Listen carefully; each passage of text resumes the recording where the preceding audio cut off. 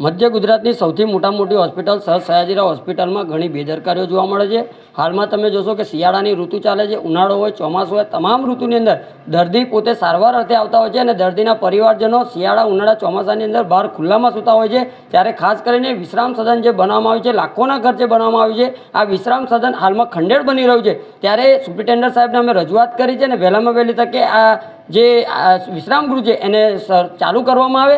સાથે જ જે કહેવાય છે કે એસએસજી હોસ્પિટલમાં સર્જિકલ વિભાગ છે, ત્યાં આગળ અવારનવાર ચોરીના બનાવ બનતા હોય છે। ઘણા દર્દી પરિવારજનોના જે પર્સ છે, સાથે જે મોબાઈલ છે, આની પણ ચોરી થતી હોય છે, રિક્ષાઓમાં ચોરીઓ થતી હોય છે। આવી બધી જે ઘટનાઓ ઘટતી હોય ત્યારે સિક્યુરિટી ઇન્ચાર્જને, સિક્યુરિટી સુપરવાઇઝરોને સૂચના આપવામાં આવે તેવી માંગ કરવામાં આવી છે। સાથે જે ટૂંક સમય પહેલે જ જે વૃક્ષોની ચેનાની વોર્ડ છે ત્યાં આગળ જે પાસ સિસ્ટમ ચાલુ કરવામાં આવી હતી, એ જ રીતે આખા એસએસજી હોસ્પિટલમાં પાસ સિસ્ટમ ચાલુ કરવામાં આવે। સાથે વ્હીલચેર હોય, સાથે જે અનેક સાધન સામગ્રીઓ જે ખસ્તા હાલતમાં છે તેને નવીન કરવામાં આવે અને જે પણ બેદરકારી જોવા મળતી હોય એને તાત્કાલિક ધોરણે સુવિધાઓ પૂર્ણ પાડવામાં આવે તેવી માંગ સાથે આજે આવેદનપત્ર આપીને રજૂઆત કરવા માટે આવ્યા હતા।